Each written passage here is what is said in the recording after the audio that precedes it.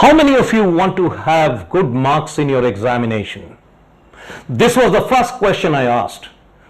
All the children of class 8 raised their hands. They all wanted to have good marks in the examination.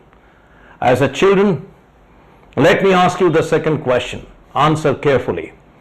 And I asked them, how many of you want to be successful in life? All the children raised their hands again. I said, fine. So you want to have good marks in the examination and you also want to be successful in life, right? Now my third question you need to think and answer. Let's say God has not given you both the option. You got to choose one of them. You are in a system where you cannot have good marks in the examination and also become successful. Under that situation, which one would you choose? How many of you like to have good marks in the examination but not become successful in their life? And how many of you want to be successful in life even if you don't have good marks in the examination? What do you think is the results?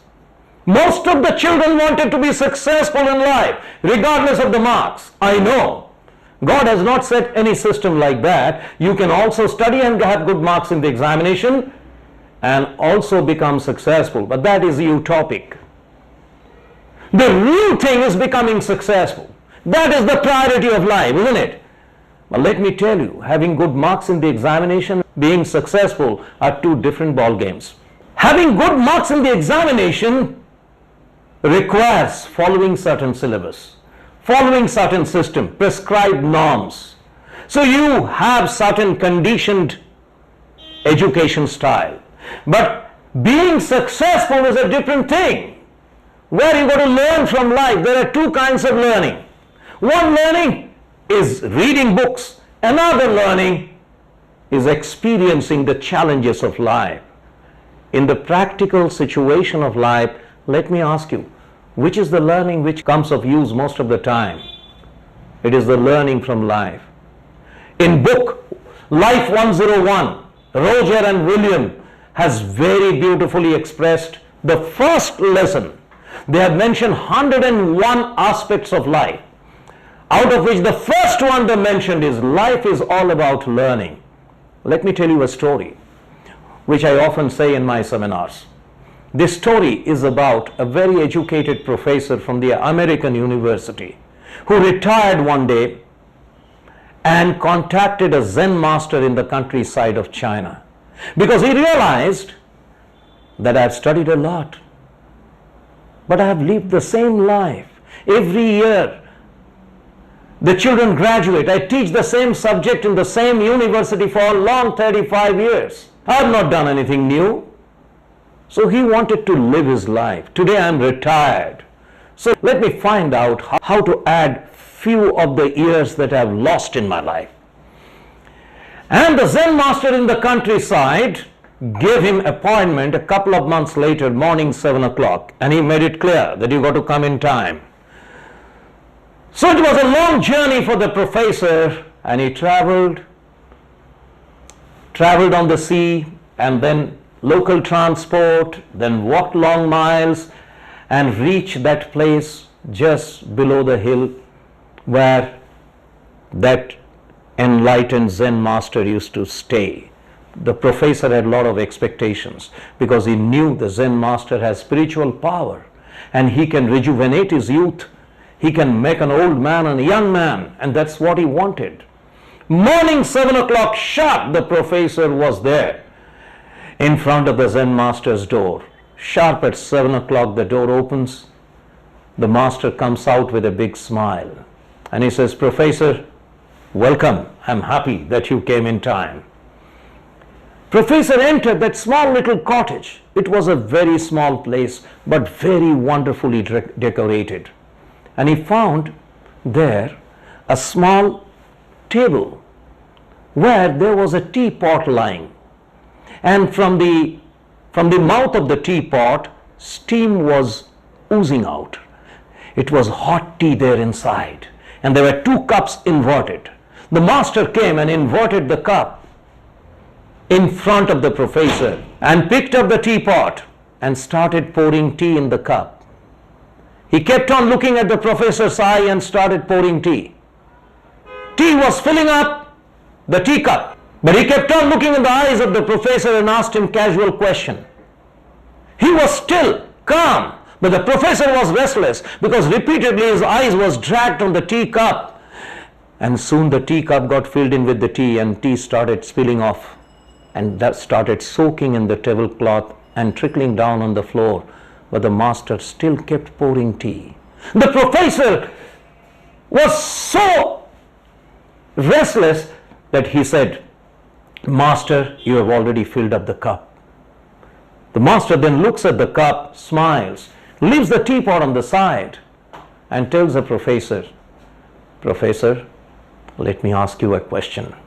You have traveled long distance to be enlightened with my Zen teachings. Let me ask you, can anybody fill up a cup which is already filled in?" "No." "No," says the professor. And the master says, "Your mental cup is filled with all the knowledge of the world.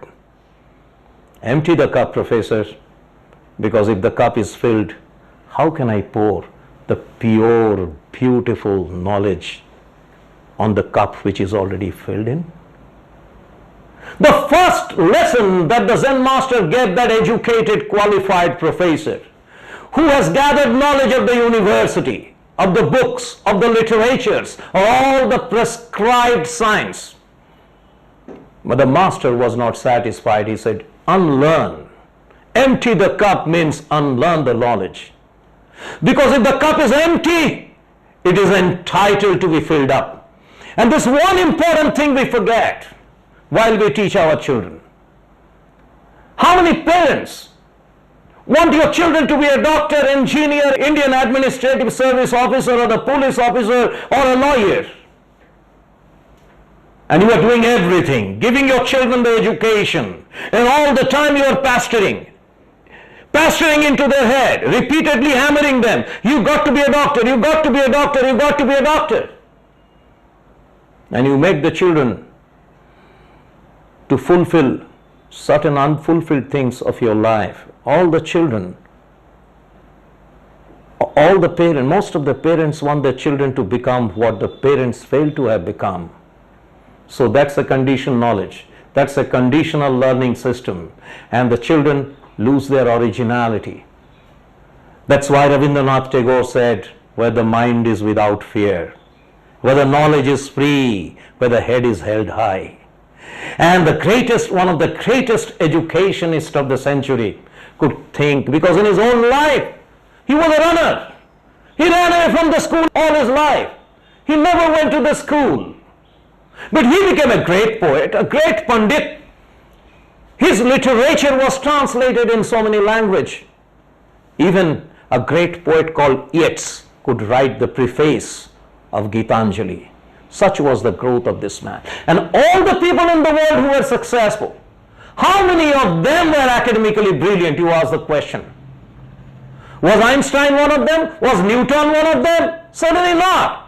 Neither Bill Gates was. But he's a rich man, he's a successful man, a role model for many people. But we forget. We always want our children to be formally educated. There is nothing wrong with education. Don't misunderstand me. I'm not asking your children to be withdrawn from the school tomorrow. But let's understand one thing. Education is an advantage, but not the basic necessity. There are people who are not enough educated, but they are successful. Raise your hands. Just now, if you agree with me, there are so many educated people who are failure in the world. And also raise your hand if you agree that so many uneducated people are successful in the world.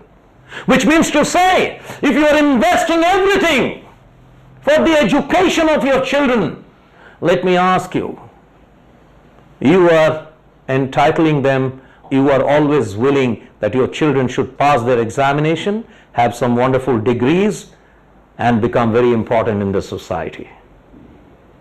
But will they become successful? What is the definition of success?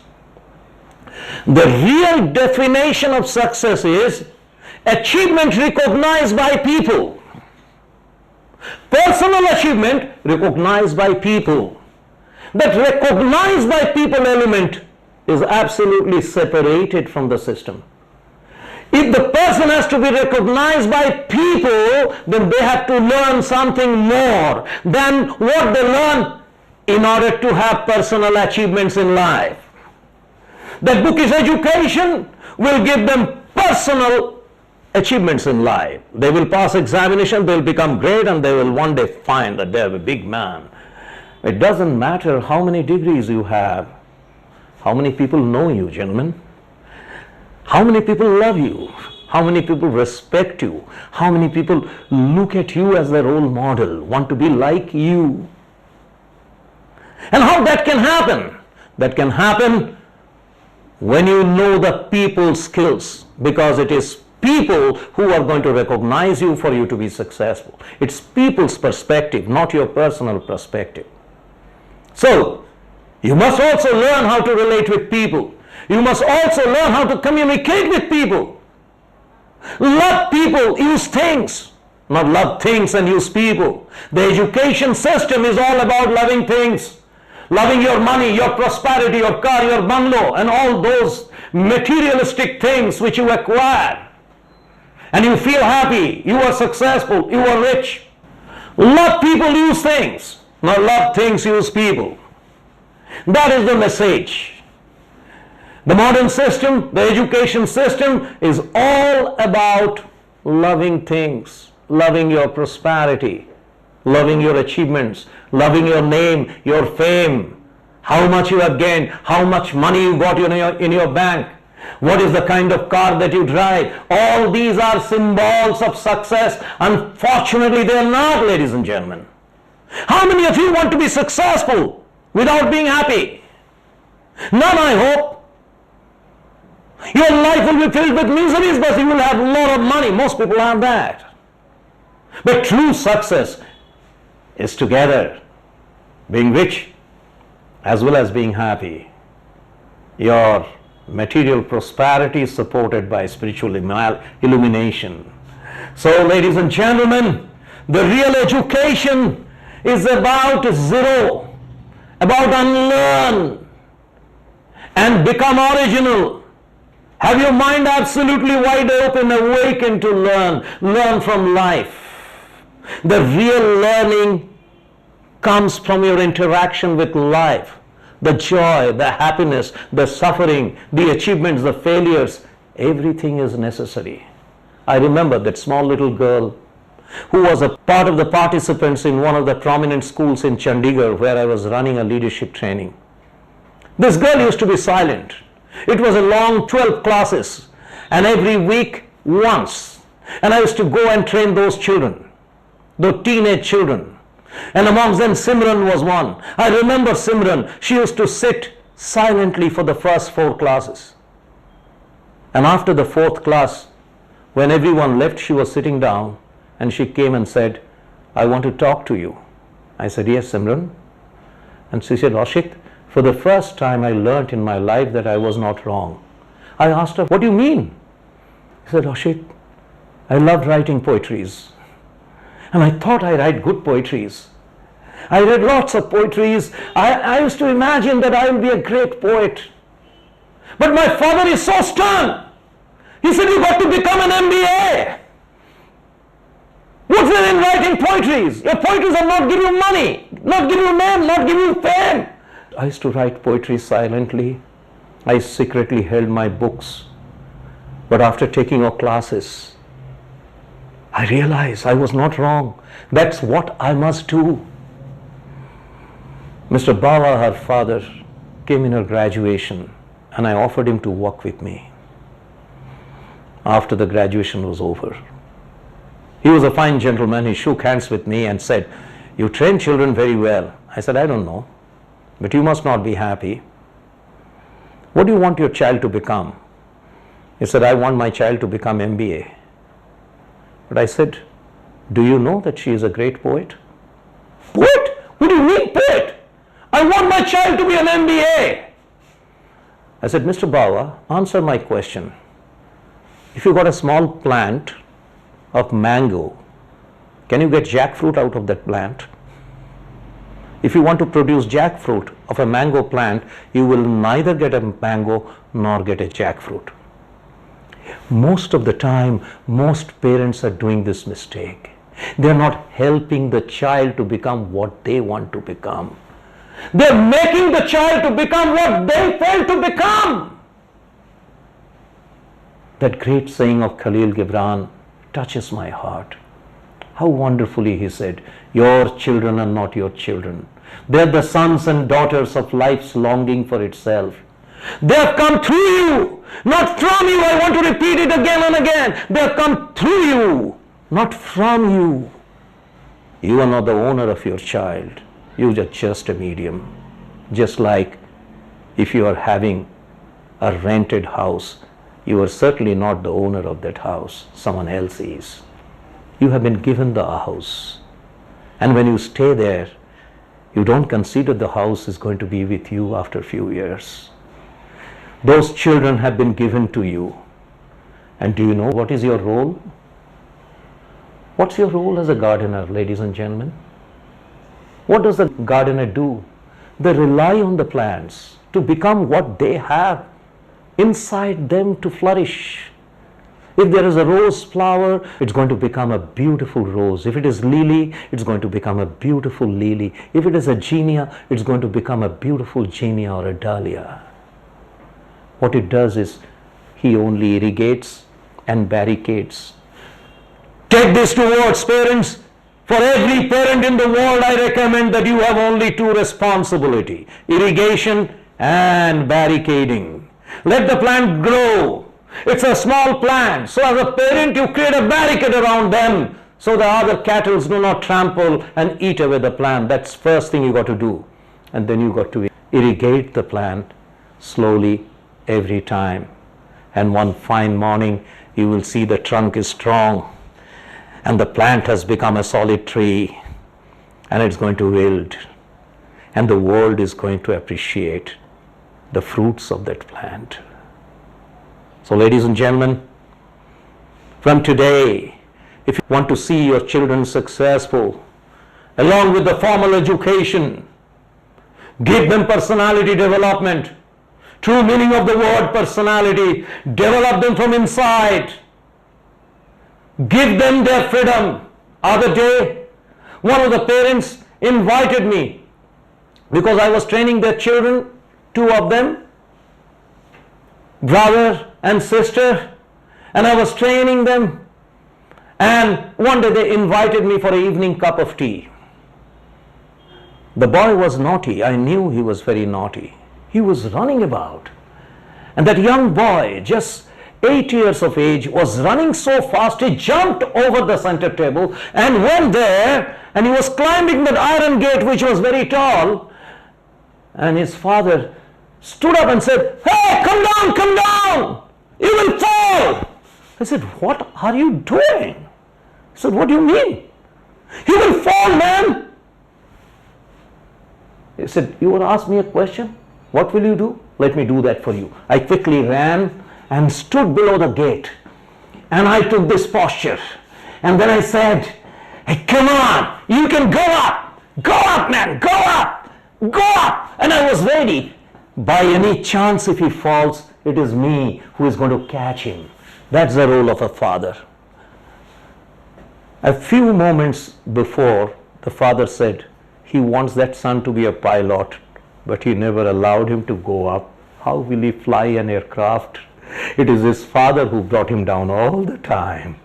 So there is always a way to become a great father. Inspire your children, support them, and that's the irrigation that you got to do all the time. Encourage them, but don't be mad. You got to be careful so that you protect them also, barricade them also from the danger. Ladies and gentlemen, personality development for the children is mandatory if you want your children to be successful. So take my word, along with your formal education, give these children personality development also, the total development, so that they flourish as a complete human being, as a total person. And that is what a successful person is. All the best. Thank you very much.